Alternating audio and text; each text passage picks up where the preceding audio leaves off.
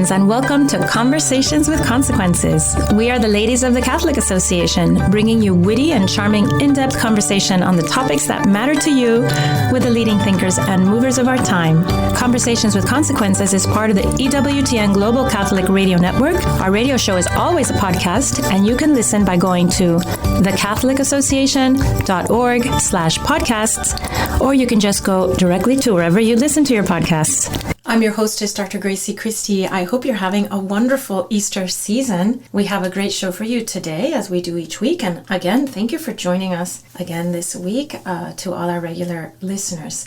My co-host Ashley McGuire joins me at the bottom of the hour with some enlightening takes on the FBI's memo about investigating Catholics. What are the First Amendment concerns that we should have here? Ashley has been following this story that much of the media is ignoring, but we're going to get her views on that. We're excited also to talk to Chloe Cole about the very important topic of transgenderism and its effects on young people. She is a very brave young woman who went down the very ugly road of gender medicine. I hate to call it medicine, but in the way it applies to children. She was very young when she had her puberty blocked, cross-sex hormones administered, even a mastectomy. She's going to tell us all about that. She's only 18 as we speak. It's a powerful story from a very powerful and a vulnerable source, and I'm really glad I'm really honored that she's willing to talk to us about it here at Conversations with Consequences. Welcome to the show, Chloe. Yeah, thank you for having me on. Chloe, you are only 18. Myself and many of our listeners can remember back when we were 18 and we were not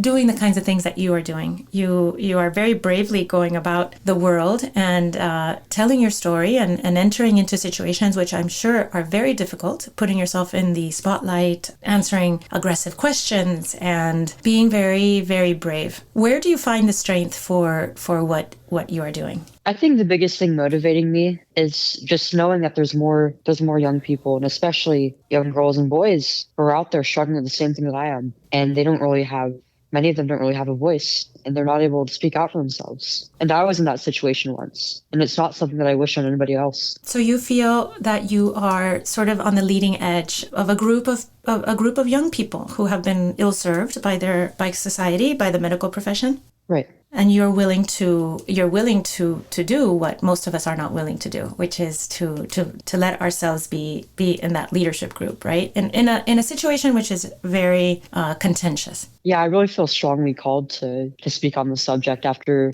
going through what I have and speaking to other people who have been. And now many of our listeners may know your story more or less, but maybe can you share with us a sketch of how you came to this point in your life, all the different things that happened?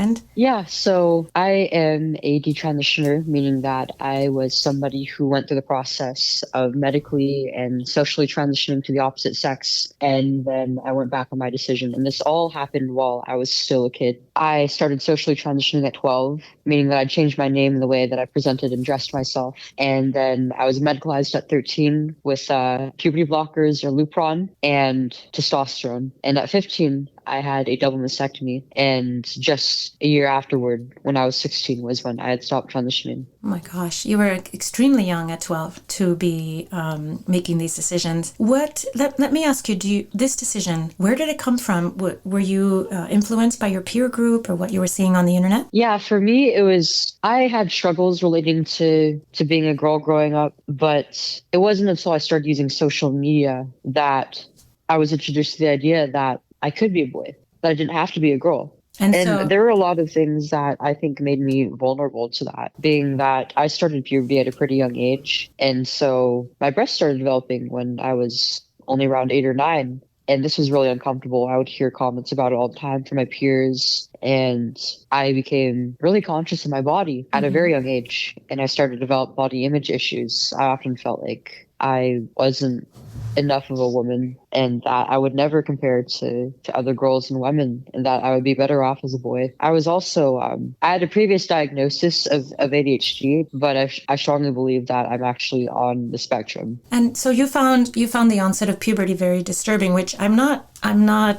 surprised. I mean, I'm a woman and I went through puberty and I found it very disturbing. When little girls when their bodies start to change, they become extremely self-conscious. And it sounds like that happened to you. I don't know if you agree with me, but our culture doesn't present to us images of womanhood, of young womanhood that are comfortable for our eyes, right? There are things that we No, not think at all. we can achieve or that we want to achieve. Yeah, that was another thing that really complicated this. I already had a habit of constantly comparing myself to my older sisters and female relatives and my friends. But I had started using a phone when I was 11, and I started using social media and apps like Instagram because that's what everybody else my age was doing. Mm-hmm. And on Instagram, I saw a lot of images of young women that were often very, very sexual in nature, and a lot of discussion having to do with that.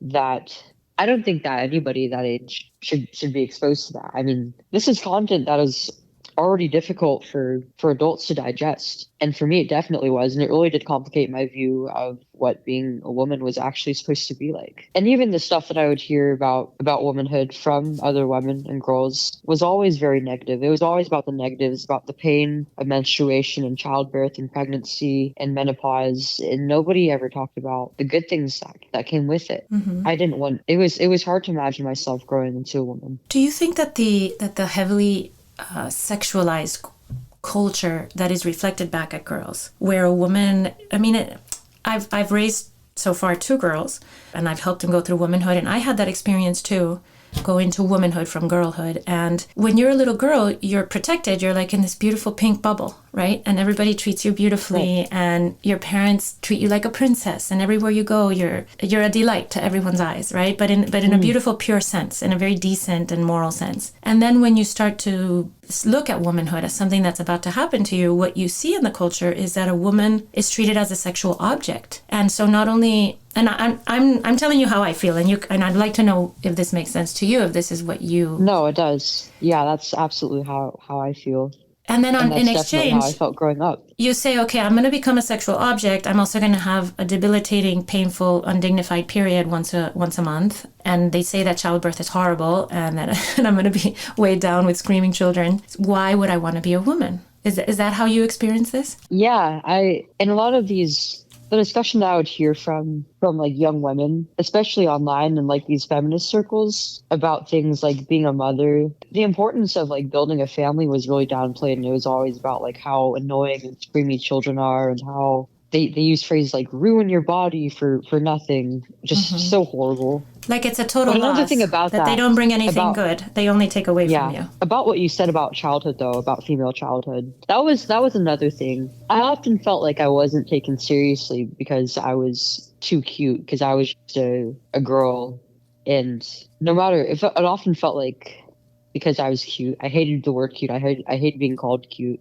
You're like awfully cute. Nobody Chloe. was listening to me or calling me seriously. And I thought that was what being a girl was all about. Just trivial things, not really being important, always getting in the way. And I wanted to be something better than that. And there is truth to what you say. Women, when we're not being sexualized, we're often very much treated in trivial ways, right? Like like we only think about things like dress and casual things. Like we're not deep thinkers. I remember when I was in medical school and working in a big group of doctors. You do rounds, right? You do rounds with a bunch of doctors, and right. You're the lowest in the totem pole. And I would ask questions, but like I might make a comment or ask a question, but nobody would turn to look at me, and I felt it was because my voice was too high, so I started pitching my voice lower. so that's actually pretty common, right? That is really common. I've talked to other women, and they said, yes, you have to pitch your voice lower. You have to act more like a guy, so that people will pay attention to you. And so, what a strange world we present to our girls, right?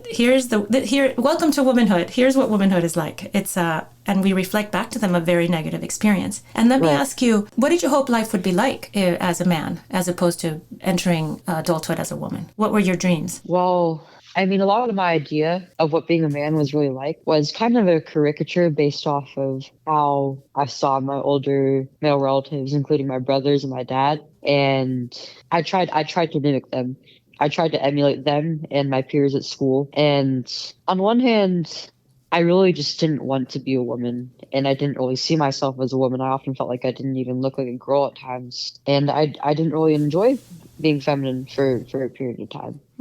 But I thought that transitioning was going to make me happy and whole as a person, that I was going to become my real self as a boy. So there was a hidden self inside of you, and you were going to open the doors to that hidden self. And that hidden self was masculine. Right. That's kind of how the trans community presents it. And on top of that, the medical community, I mean, the research that I had done on this, including from resources that my healthcare provider actually has, seemed to point at transition as the only means of treating gender dysphoria. Do you think if you had been born 15 years earlier, and you had the same set, your makeup, your normal natural makeup that you were born with, do you think that it would have manifested in a different way than as gender dysphoria? Because there is discussion about that, right? Girls become troubled around puberty. And they're absolutely. very emotional. What do you think might have happened in another lifetime, in another time? Yeah, I probably would have just, if it weren't this, I probably would have just been like an emo kid or something. Still very cute, but dressed in black, right? Right. Yeah, that's very hard. So you're 12 or 13, and they start medicalizing you. Were your parents opposed, or were they scared into going along? Yeah, they actually pushed back on it heavily. They wanted me to wait until I was an adult, but they had their hand forced by the doctors. They were told, like, there's not any other option, and if you don't do this, then she's going to kill herself. And you know now that they were wrong in a sense, or do you think that they were right? Do they say that because they have the numbers behind them, or are they simply trying to scare parents? Yeah, I mean, they cite really faulty studies, like the 41% rate, for example. But I wasn't suicidal until I started transitioning. Oh, and then you went as far as until I was on these treatments. And it made it so much worse. Well, you were taking tremendous doses of hormonal. First, the hormonal blocker, Lupron. That's a terrible drug, Chloe. People who have men who have breast cancer and women. I'm sorry, men who have prostate cancer, women with breast cancer take that drug, and they have terrible side effects. And on top of that, I was constantly. I was on other. I was on psychiatric meds like both short release and long release medication for ADHD, and they were using Wellbutrin as an antidepressant at one point, even though it actually has like a huge black box warning for use in kids.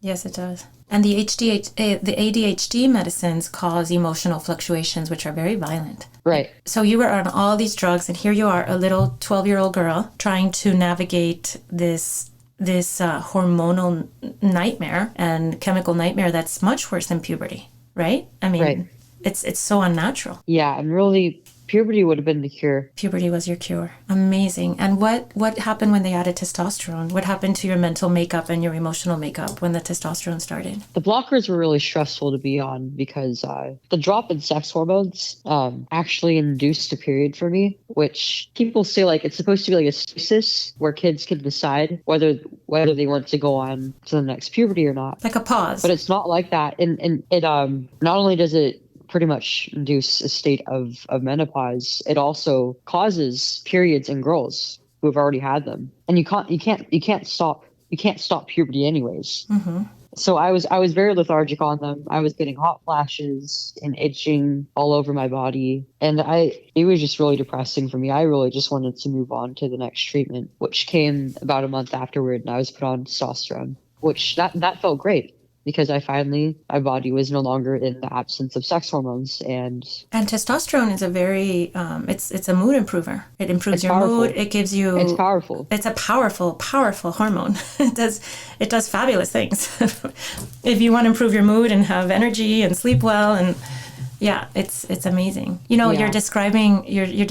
I just went through menopause in the last couple of years, and you're describing menopause is very difficult when you're all grown up and have a family around you and understand your body. So I'm very sorry you had to experience that at the tender age of 12. It's very sad. So then you take the testosterone, and you have a new flowering of sex hormone in your body. You have all the wonderful side effects of testosterone, but still not working for you. Oh, wait, then you had a mastectomy. Which Oh my God. I mean, I was very happy initially while starting on it, but nobody told me like there was going to be a honeymoon period with all these treatments. There is a honeymoon with testosterone for sure. Yeah. And as soon as I got into high school, I actually became more and more distressed. And that was when I was put on Wellbutrin and diagnosed with depression. And then after a few years of stopping ADHD meds, they decided to put me on short-release medication to treat my declining grades that were mostly caused by my depression that was not being properly treated. And now you're in a situation. You're in high school. I've been through high school. I have a lot of kids who've been through high school, who are in high school, and high school is a very socially fraught place, especially for girls. Lots of emotions and lots of problems. But now you're trying to do high school on all these drugs, and you're not presenting. You're presenting as a boy, right? Socially, as a young man, and that must come with a million social complications of the way people are interacting with you and reflecting back to you who you are. What was that like? Yeah, I do feel like it stunted my development socially. And especially as a girl, because I was socializing as a boy and I was being treated as one because everybody other than a few close friends thought that I was a boy, and I was missing out on things like dating and getting into relationships because a lot of my other friends my age were getting into relationships, but I was still attracted to boys as somebody who appeared to be a boy. And so my dating pool was pretty severely limited. Yeah, of course. And so you were still attracted to boys, and you didn't think of yourself as a homosexual man, I don't suppose, at this point. Yeah, I did. You did? Yes. Well, that's very confusing, right? Yeah, it was very difficult to navigate. Oh my gosh. It sounds absolutely... I just can't imagine you doing this at this age, Chloe, and such a difficult age. It was a nightmare. That's such a nightmare. I mean, I'm beyond shocked that we're doing this to so many children in this country, putting them through these torturous situations that just go on year after year. And then, even as somebody who's gone through it, it still shocks me. I don't know how we've gotten to this point. Then something happened to you, which, as a physician, I can't. It wakes me up at night, and I think to myself, who are the doctors that remove healthy breasts from little girls? Who are these people, and how have we not stopped them? What you endured a radical mastectomy. I believe it's radical, right? They take everything. They don't leave anything behind. No, I don't think it was a radical mastectomy. So I did undergo a double mastectomy. The incision that they called it, the incision type I got was the most common type, which they call double mastectomy with nipple grafts, meaning that they excise into the breast tissue. They take it out, and they also graft the areolas onto they call it a more masculine positioning on the chest. Oh, okay. On an area of scraped skin. So it's not radical, but they remove the areolas and then regraft them. Yes. Yeah, and they take out the breast tissue, and I think they also took out some lymph nodes with that as well, because they tested the tissue for cancer afterward, and I was perfectly healthy. Amazing. I mean, what does that feel like now to look back and say the doctors did this to me? A surgery of that import. It's very difficult to put into words just how painful it really is for me. Like I can describe my feelings around it and the pain I have and where the most painful points are, but it's impossible to really express, right? The trauma that has been done to you and what it does feel like a part of my sexuality has been taken from me before I was able to fully realize it, and it hurts knowing like I'll never have that function back. Like I'll never have those nerve endings back. I'll never be able to breastfeed my kids. And on top of that, I'm having complications with the grafts. Oh, I'm sorry to hear that. Well, these surgeons, they tell girls who are undergoing these evil mastectomies. I call them evil because there's no reason ever to amputate a body part that's not ailing. They tell them that you can just get implants later if you change your mind. That's not really true. I mean, you can never go back to a real female breast. Right. You can never bring the function back. And on top of that, implants come with their own range of complications. Humans aren't just Legos. You can't take parts on and off. Absolutely. You didn't go on with more surgeries. No, I did not. And I'm sure you thank God every day that you didn't go on. I would have been too young by their standards their standards, which they actually broke their standards of care and how they treated me. Yeah, because the mastectomy was very early, right? Because this was this was 3 years ago, and I think they're doing them earlier now, but 15 seems very early to me for the Yeah, mastectomy. I actually know somebody who had a mastectomy at 13. Oh, that's at the same hospital. That's just heartbreaking. A little 13-year-old girl with a mastectomy. Right. So you didn't go ahead with any more surgeries, and I'm very glad you didn't. But people do, very young people. So people here, let me ask you. Many people who are against transgender surgeries and medicalization for young people, for minors, they say, well, once you're 18, people can make their own decisions. That shocks me. Not always. That shocks me because I've had 18-year-old children, several, and they're not making good decisions. They're making lots of bad decisions all day long, and it feels like as a parent, all you're doing is trying to protect them from bad decisions for years. What do you think about that once you're an adult, these things are all fine, and that person, an 18-year-old, can choose properly? No. Once you hit 18, you might legally be an adult, but that doesn't mean you know all the answers. Mm-hmm. 18 is still very young, and you still don't really have much experience or knowledge having to do with the world. I mean, a lot of people don't know that they want to have kids until they're in their late 20s to early 30s. Mm-hmm. And this is a decision that'll affect that on top of pretty much every other aspect of your life. Mm-hmm. And I feel like 18 is just too young to fully appreciate that. I don't know if you want to share this, but do you think you recovered your fertility? You don't have to share that information with us, obviously. I haven't gotten a fertility test, but I started having my periods again about 2 months after I started off testosterone. Oh, stopped taking testosterone. I mean, but then you must be okay. I'm very glad to hear that. It's surprising because they've been very regular. When before I only had about 3 or 4 per year because I was so young. And you were a little baby. That. You were a baby. Right. When all this happened, you were a tiny girl. So thank God that your fertility was preserved. And I'm very, very sorry for all those whose fertility has been erased. I was reading about a young boy who was on Lupron, and he said that he didn't care about his fertility. He's 14, this boy. Of course. He didn't care about his fertility, and that if he changed his mind later, he could adopt. There's like an abyss of ignorance in that statement, which is normal for a 14-year-old. And then somebody else who was against this medicalization said, well, at least this child should have had fertility counseling. And I'm thinking, right, fertility counseling at 14 with a 14-year-old boy. What does that even mean? What's a 14-year-old boy know? How can you explain to a 14-year-old boy what that means to give up your sons and daughters? No, I mean, no matter how much you tell a kid, they're not going to. They just can't make an informed decision on this. But I kind of had the same idea, like when my endocrinologist told me like I might not be able to have kids. I was like, no, I don't want to have kids because I was 13 when I was starting on these treatments. Yeah, but at the same time, I had this idea. Imagine yourself a mother. Yeah, I had this idea that like if I wanted to have kids, then I could just go through like IVF or use a surrogate or something, and that nothing could go wrong with any of that, right? Because I was naive. I was a kid.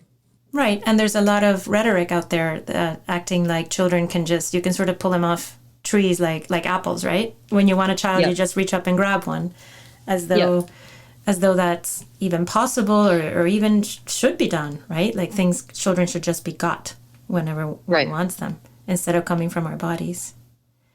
Right. Chloe, we're pretty much out of time. I'm very honored to have had this conversation with you. I feel that the world is a better place because you're in it, and because you are so brave and so good to speak so frankly about your troubles. And I know that you're saving lots of lives and lots of futures of young people. Just as parting words of advice to parents, to grandparents, to aunts, to uncles who might be listening to this, to young people who might be listening to this and have friends who are struggling with gender dysphoria or family members, what would you say to them? This is never appropriate for kids. It's something that should wait until adulthood. And that doesn't necessarily mean the moment that you turn 18. This is a decision that takes a long time to make a decision on. And there's no guarantee that it's going to treat your gender dysphoria. And chances are that if you do experience gender dysphoria, it might be caused by underlying issues and traumas that you have that need to be treated first. And an issue that I noticed with a lot of these dysphoric kids, they're not really active in their communities. They don't really partake in like school clubs or extracurriculars or sports or anything. And they're very lonely. They don't really have that sense of community around them, especially with their peers. And so they turn to the internet to fill that. When really they should be working together with their peers. They should be mingling with their peers and working together on something to give them a sense of purpose. That's often what these kids are lacking. And they need to know the truth, because these doctors and this community that promotes this treatment as a one-size-fits-all thing, it's dangerous. It comes with a host of complications. And these doctors are often not informing their patients of the full picture of things. Well, there you have it. Thank you, Chloe Cole. And thank you for joining us and telling us the truth of your story. And thank you for your bravery. Thank you so much.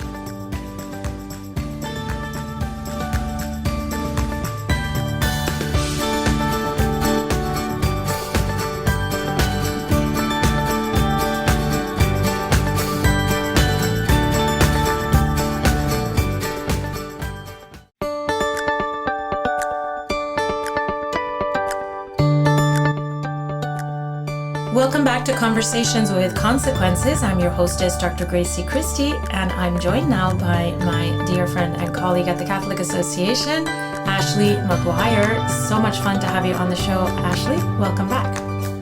Hey, Gracie. It's always so great to talk with you. So I was away for the last week on my family vacation. Thank God, I needed it very badly, and we had some beautiful family time. But there's been lots of stuff brewing here in the United States while I was gone, and you have had your finger on the pulse, Ashley, of an FBI-associated scandal. Well, you know, Gracie, you're probably not the only person who's missed this story, and that's because pretty much nobody's been covering it. And I actually, with the exception of a handful of conservative and religious outlets, this story has totally flown under the radar, but it has been getting more and more attention. So the story is that the FBI, a memo leaked from the FBI, much of which has later been redacted, but you can actually find the redacted memo online. And the memo was written by an agent out of the Richmond office, basically saying that they need to run this operation in people's churches, recruiting people's priests, recruiting people at church to essentially spy on people who go to traditional Catholic masses. Traditional meaning the Latin Mass, or people, or just very conservative parishes. Well, that's what's interesting. So in the memo, it explicitly talks about traditionalist Latin Mass going, which they define as radical traditionalist Catholics, a new terminology that I'd never heard before. Radical? So radically mantilla-wearing Catholics? Like we wear the women who wear their mantillas radically? Like what are they concerned about? Well, so, to quote directly from the memo, it says, racially or ethnically motivated violent extremists in radical traditionalist Catholic ideology. And the memo says that they need new avenues, this is directly quoting, quote, new avenues for source and tripwire development through outreach to traditionalist Catholic parishes and the development of sources with the placement and access to report on, end quote, these people. So so people who go to traditional Latin Mass are apparently one step away from doing who knows what kinds of violent activities. I mean, it's that like where you're laughing because it's so utterly ridiculous. But Ashley, before we get into the horrible violations of our liberties as Americans, this is done in communist countries like China and Cuba, where people are afraid to go to church because sitting next to you will be an informant. Absolutely. But you quoted racially or ethnically motivated violent extremists. Let's break that down a little. First of all, violent? Have I missed a rash of traditional Catholic terrorist attacks? Did I somehow miss that? No, probably maybe people are a little confused because what there has been is a spate of hundreds, and I'm not exaggerating when I say hundreds, of attacks on Catholic churches perpetrated against Catholic churches by actual violent extremists who basically are upset about what the Catholic Church holds and believes, specifically abortion, but a number of other issues as well. Right. So Catholic churches being defaced with graffiti, statues being pushed over. There's been several instances that I know of, just offhand, of fires being set, arson. Yeah. I know a church 2 miles from my house was set on fire. It caused tens of thousands of dollars worth of damage. This was last year. They desecrated the tabernacle, they knocked down and broke statues, and they tore down the stations of the cross. This was in the wake of the decision in Dobbs. And that's one of hundreds of attacks. So, there's definitely an issue with violent extremists in this country. The issue is that they are targeting Catholic churches. They're targeting crisis pregnancy centers, including like the one that you work at, where my understanding is there was a death threat written on the wall. Almost a year ago today, this coming week. So it's almost like, I hate that word. It's gotten so trite, Orwellian, right? It's Orwellian that the people who are being targeted for violent extremist acts are the ones who are being investigated by the FBI. Guess who they cite as a source of that label in the FBI memo? Who? The Southern Poverty Law Center. So this is the same group. I mean, they're sort of this crowned themselves the entity in charge of like policing hate groups, quote unquote, extremist groups. And basically what they do is go around and put targets on conservative organizations that don't toe the line on what they believe about abortion, gender ideology, things like that. But no, I mean, the memo is absolutely ideological. It explicitly references the Catholic Church's beliefs on abortion. And it cites the Southern Poverty Law Center when it comes to where they came up with the definition of radical Catholic traditionalist. So could this be sort of a broadening of that idea of words are violence? I mean, possibly, but at least what I read in the memo didn't even, wax philosophical like that. This memo seemed to actually suggest that the agent who wrote it thinks that certain types of Catholics are a danger. And an actual physical danger, like they're going to take up arms and go shoot up I'm trying to think of a target for them, which it's hard for me to think about them that way. Yeah, and it's just, what's so frightening about it is, there's a couple things that are frightening about it. First of all, that according to Congressman Jim Jordan, who has run hearings investigating this memo, which, to be fair, was disavowed by Merrick Garland, but only after it got leaked. But before that, it appears to, according to his sources that he cites in his subpoena and whistleblowers, it was distributed to field officers and field offices all across the country, B was approved by much more senior intelligence officers who should have, rebuked this completely out of line agent and thrown the thing in the trash, fired him. And B was actually proposed to be expanded to include not traditional Latin Mass churches and masses, but what they call mainline Catholic churches, and senior diocesan officials. So it just shows the kind of slippery slope that you start, flying down when you have the government picking and choosing what forms of Catholicism, Christianity, or insert name of religion or belief here are acceptable and which aren't. That it very quickly turns into something where, the net that ensnares people becomes much wider. And, let's not forget that last year or 2 years ago at this time, that the group that was under, quote, investigation by the FBI were parents who were showing up at school board meetings wondering why the heck it was 18 months into the pandemic and public schools had been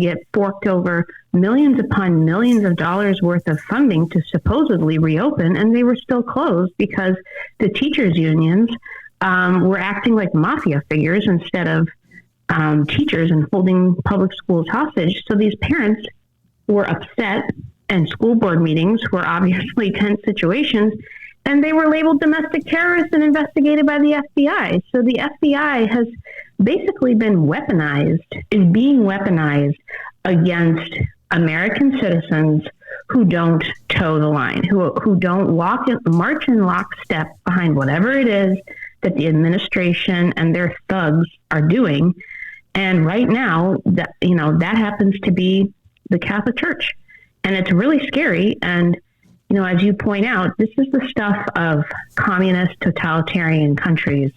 And you don't have to be a Catholic who prefers the old Latin Mass to be concerned about what its implications are for a free society. It's a terrifying thought that those tactics that are used in places like China and Cuba of infiltrating civic associations like churches and temples and house churches, people who meet together for prayer services.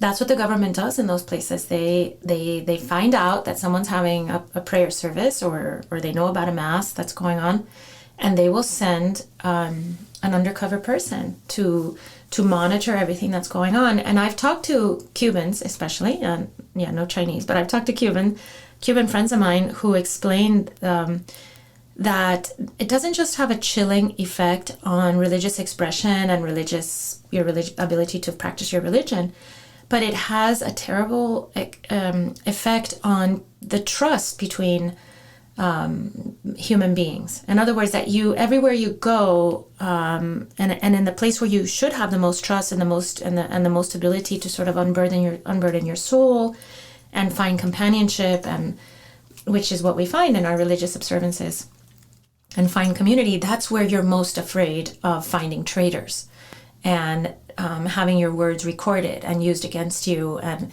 somebody making career moves on your back.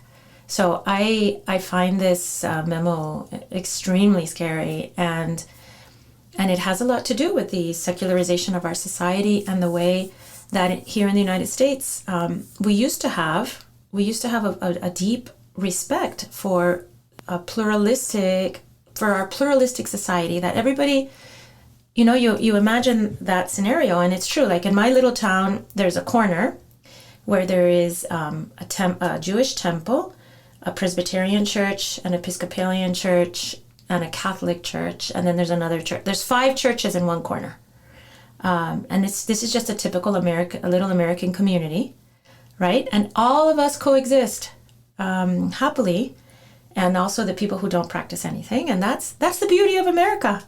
And I can respect my Presbyterian neighbor and my atheist neighbor, and they respect me, and our Jewish neighbors who go to temple.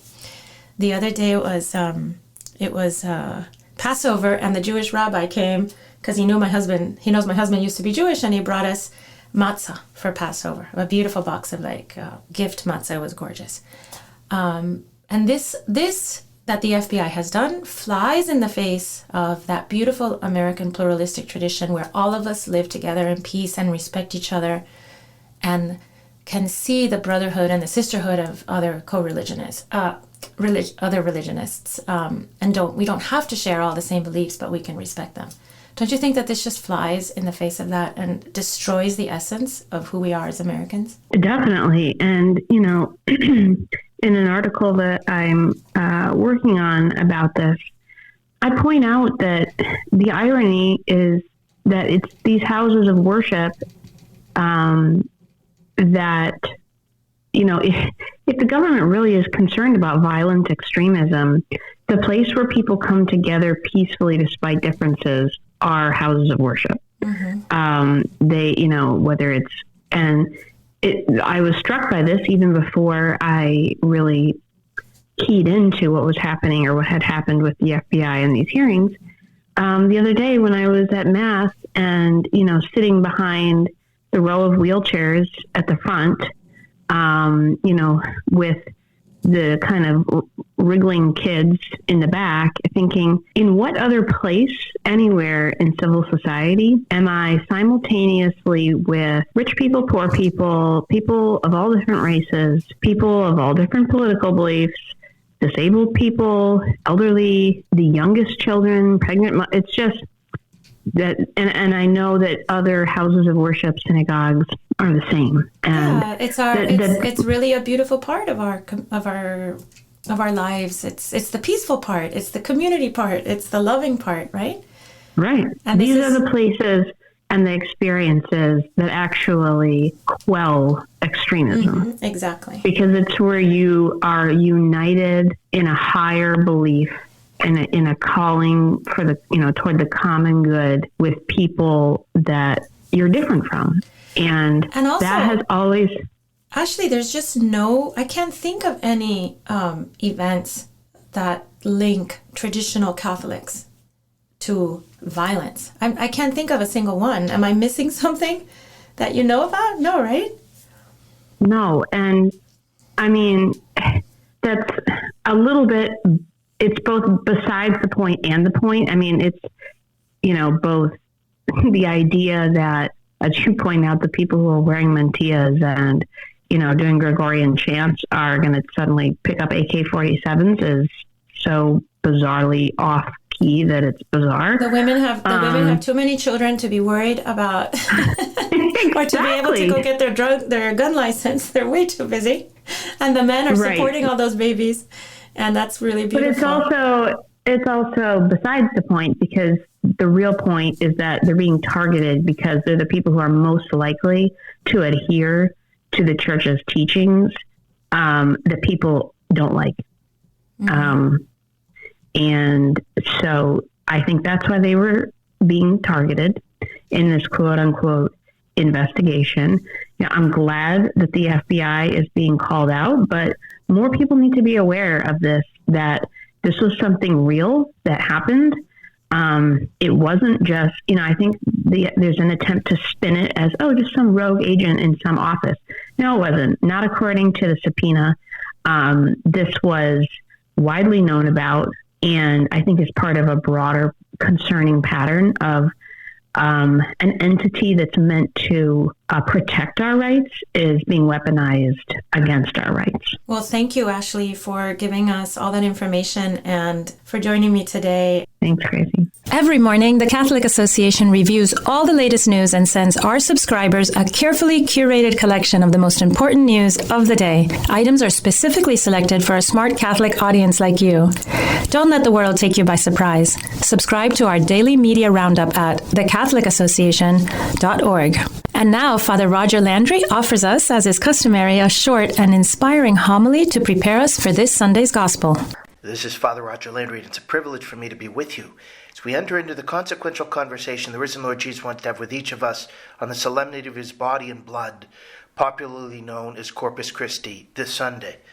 In the Gospel for the feast, Jesus' disciples as well as critics grumble after he tells them that he is the living bread that came down from heaven, and that whoever eats this bread, his flesh for the life of the world, will live forever. They mumbled aloud, "How can this man give us his flesh to eat?"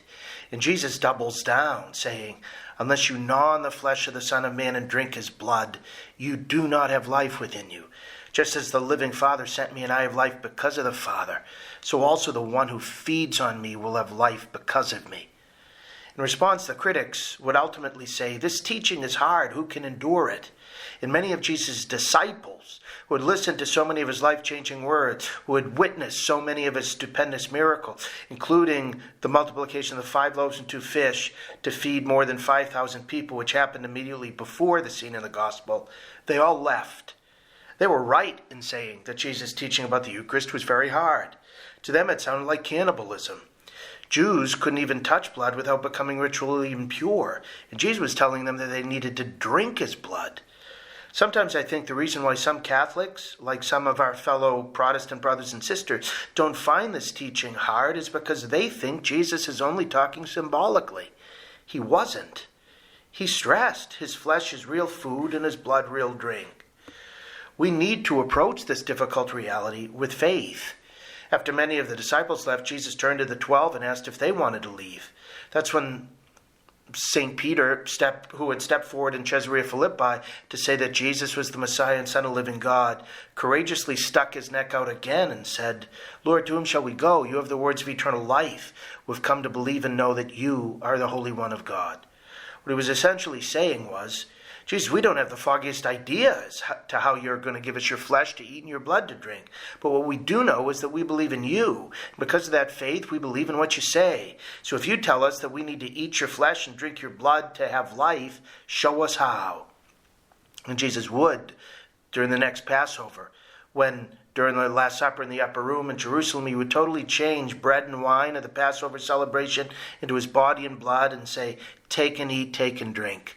St. Thomas Aquinas described the Eucharistic faith of St. Peter and of the Church when he wrote in his famous Corpus Christi hymn, Adoro te devote, I believe whatever the Son of God has said, because nothing is truer than the word of truth. The difficulty of Jesus' teaching about the Eucharist is what led to the first Corpus Christi. A priest named Father Peter from Prague had lost his faith in the real presence of Jesus, but he hadn't yet lost his faith in God, and hence decided to give God the opportunity to give him that faith by doing something quite drastic. In 1263, he decided to make a pilgrimage to Rome to pray at the tomb of his patron, St. Peter, for the gift of renewed faith in the Eucharist.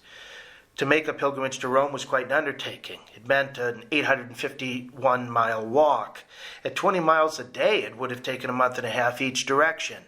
Despite the hardship and sacrifice, however, Peter went, desperate to save his priesthood. But after praying for weeks at the tomb of his namesake, who had said, Lord, to whom shall we go? He sensed no graces at all. Crestfallen, he began his journey home. When those traveling with him out of protection against bandits asked him if he might celebrate Mass for them one Sunday, out of courtesy he accepted. They stopped at a small church dedicated to St. Christina in Bolsena, Italy, and he celebrated Mass on a side altar. Right before the Lamb of God, when he broke the host, as a priest always does to put a particle into the chalice, the host in his hands began to bleed all over him and the corporal. The people beholding the miracle in front of their eyes shrieked. The pastor of St. Christina's came to see what all the commotion was about, and beheld the miracle with his own eyes. They had to decide what to do with the miracle. The pastor knew that Pope Urban IV was at that time in Orvieto, the well-fortified papal city only about 10 miles uphill from where they were. And when they brought the miracle to the Pope, who examined it and heard Father Peter's story, the Pope took it as a sign that Christ wanted a feast to his body and blood, a feast of the ordinary miracle that happens in every parish every day, to be celebrated throughout the whole church. And it's been celebrated every year for the last 759 years. This year, the celebration of Corpus Christi is particularly special because it's taken place within the context of the U.S. Bishop's 3-year Eucharistic Revival initiative. This year's celebration should be more special still because after a year of diocesan initiatives, the revival is inaugurating on Corpus Christi its second and most important year, the parish phase of the revival. Each of the 17,000 parishes in the United States, including your own, is being explicitly urged by the U.S. bishops to commit to take one step further to help grow parishioners' Eucharistic faith, knowledge, amazement, love, and life. Some parishes are already thriving in terms of Eucharistic piety. They have reverent, graceful, prayerful masses with powerful preaching, beautiful music, and infectious hospitality. They feature plenty of opportunities for parishioners to come to pray with adoring love before the Eucharistic Lord. They pass on the Eucharistic faith with fire to first communicants, to OCIA candidates, and more. They host 40-hour devotions, lead Eucharistic processions, even establish adoration chapels. The parish faces a time for them to build on what they already have. Many parishes, however, are in need of a greater upgrade. While every parish is formally Eucharistic, insofar as it exists to celebrate above all the Eucharist, not every parish has made Jesus in the Eucharist the source, summit, root, and center of its parish life, activity, and culture. This Corpus Christi begins a year for parishes to dedicate themselves to improving, and for some improving substantially, their Eucharistic focus. The U.S. bishops have published a leader's playbook for the year of parish revival, so that it might become the most impactful phase of the multi-year response to the Holy Spirit. The playbook contains 4 pillars, each with a specific invitation. The first pillar is to reinvigorate worship at Mass with an invitation of focus on how the Mass is celebrated. It encourages greater beauty, reverence, and liturgical silence in the celebration of Mass, confessions before Mass, as well as personal witness on the power of the Mass. The second pillar is to create moments of personal encounter with an appeal for every parish to host monthly Eucharistic nights of adoration till people meet Jesus prayerfully in the Blessed Sacrament with the help of reading, talks, music, and confession. It also encourages parish retreats, prayer teams, and Eucharistic processions. The third is to strengthen faith formation through Sunday preaching series on the intrinsic connection of the Eucharist to the Paschal mystery, to the real presence, to holiness, and to Jesus' call to evangelize and serve. It also urges a small group study series called Jesus in the Eucharist.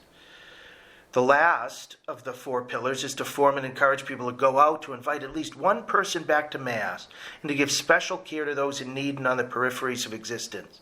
It asks us to imagine what would happen to our parishes if every parishioner were to reach out effectively to a fallen away family member, co-worker, fellow student, and if priests and faithful were prepared with best practices to make them feel welcome when they come.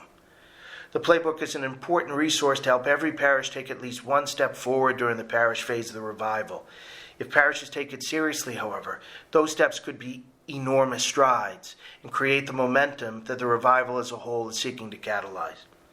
One of my favorite parts of the celebration of Corpus Christi is the chanting of the Lauda Zion Salvatorum sequence before the proclamation of the Gospel. In the second line of this great prayer written by St. Thomas for the first Corpus Christi, we sing Quantum Potes Tantum Aude, which means literally, dare to do all you can, before noting that the reality of the gift of the Eucharistic Jesus far exceeds the capacity of all human praise and action. This spirit of daring to do all we can, well, it's meant to characterize our approach to the Eucharistic Jesus in general, is supposed to mark in a special way the attitude of Catholics toward the Eucharistic Revival and toward the parish phase of the revival in particular. It's meant to encourage us to pull out all the stops to grow, together with our fellow parishioners, in Eucharistic knowledge, faith, love, amazement, love, and life. As we prepare to celebrate the body and blood of the Lord and to receive that body and blood together with Jesus' soul and divinity, let us ask the Lord to help revitalize our own Catholic Eucharistic life and to be catalysts for the Eucharistic revival of our parishes, fallen away family members and friends, and the whole Church. Let us ask for the grace that we who feed on Jesus, who gnaw on his flesh and drink his blood, who believe and live this difficult teaching, may have life because of him and help others to come to experience that same life. God bless you. Thank you, Father Landry. To hear more from Father Landry, check out his website at catholicpreaching.com, and you can also catch his writings at EWTN's own National Catholic Register. A big thank you to all our listeners for joining us. I hope that this show was helpful. I hope that it gave you more peace and more hope and more joy, and you go with our prayers.